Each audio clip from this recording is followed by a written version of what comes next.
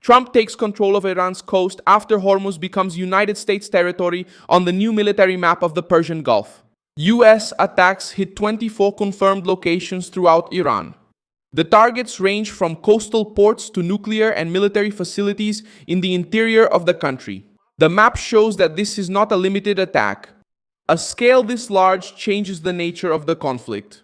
Donald Trump announced that Washington will re-establish the blockade against vessels linked to Iran, take over the protection of the Strait of Hormuz, and charge 20 on the cargoes that pass through the route under American guarantee. So let's hit them hard, keep the Strait, and probably manage it. We will be the guardians of the Strait. Maybe we'll call it the guardian angel of the Strait. The military order covers ships heading to or leaving ports, oil terminals, and Iranian coastal areas, while vessels from other nations may pass through the corridor as long as they respect the blockade. Trump placed the passage under a declaration of operational control that directly affects Tehran's trade, oil, and naval capability. At the same time, Central Command expanded attacks against radars, air defenses, missiles, drones, vessels, and military centers spread along the Iranian coast. The pressure shifted from rhetoric to action at sea with blockades, escorts, precision strikes, and drone ships used in combat for the first time. Tehran responded by saying it will not accept a foreign power commanding the route that runs off its coast. What does Trump intend to control? Why has Iranian oil become a central target? I'll tell you all about that in a moment. If you like this kind of straightforward content without beating around the bush, consider subscribing because we have videos like this every day. Trump stated that the Strait of Hormuz will remain open with or without Iran's authorization.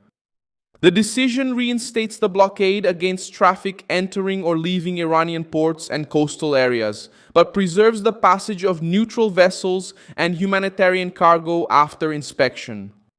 But what nobody knows is that we had a deal. It was a done deal, and then they broke it. They always break it. We've already had 10 deals with these people, so let's just attack them with force and let's keep the Strait, and we'll probably manage it. We'll become the guardian of the Strait. Maybe they'll call him the guardian angel. We deserve a refund. When we do, we will be. The Central Command informed that the operation will begin on Tuesday, July 14th at 8:20 p.m. Universal Time, which is 5:17 p.m. Brasilia time. Ships that disobey may be intercepted, and the U.S. military warned that it may use military means to enforce the order. The scale of the attacks shows how Washington intends to maintain this control. Over the weekend, American forces hit dozens of targets in different locations in Iran with precision munitions.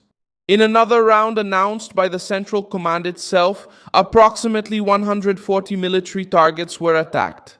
This explains why the highest concentration of explosions appeared near the coastline. Trump is trying to remove from Iran the eyes, weapons, and boats used to threaten traffic in the Strait.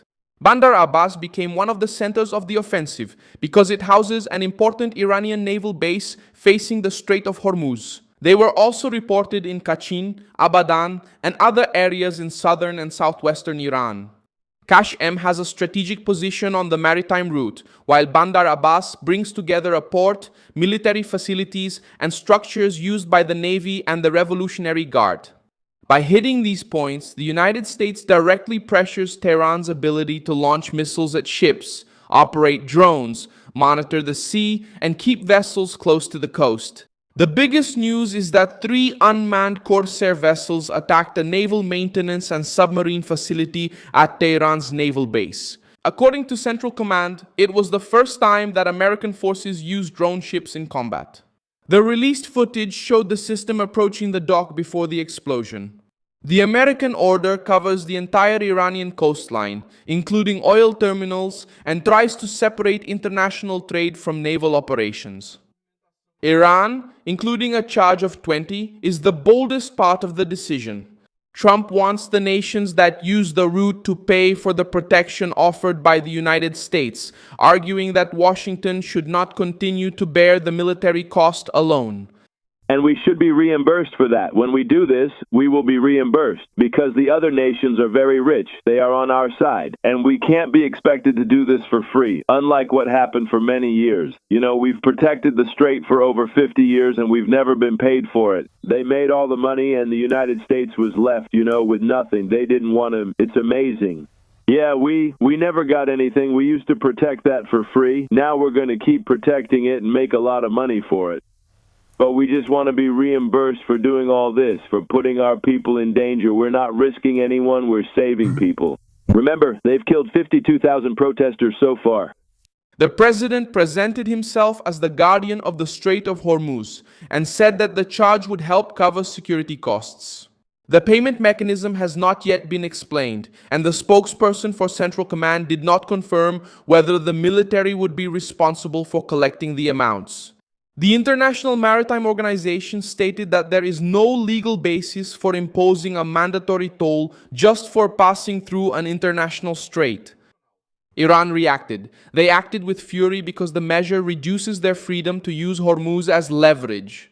The Minister of Foreign Affairs, Abbas Araghchi, stated that Tehran will continue to be the guardian of the strait, while the Iranian military command rejected any role for the United States in managing the passage. The Revolutionary Guard responded with attacks against American and allied facilities in Bahrain, Kuwait, Jordan, and Oman. Bahrain reported that it intercepted Iranian missiles and drones. The reaction shows that the blockade will not just be a war of words. The route has already become the military and economic center of the war. The White House also announced that Omran Aghili, identified as the head of Special Operations Communications in Iran's Khuzestan province, died after American missiles struck Avaz airport.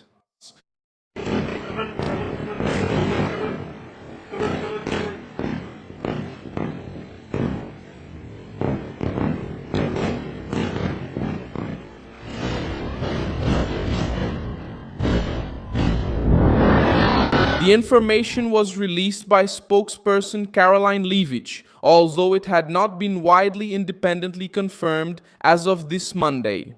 Avaz is located in the southwest of Iran, near one of the nation's main oil regions, and its airport has strategic value for military and logistical operations.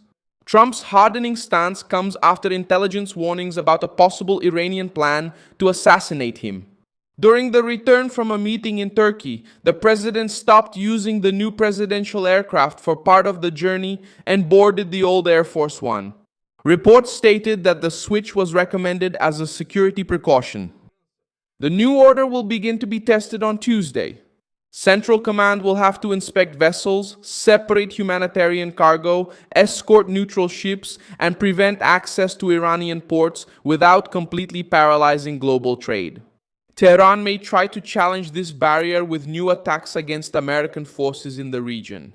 Each vessel linked to Iran that tries to cross the area will show whether Trump's statement is just a political threat or a new military rule imposed off the Iranian coast.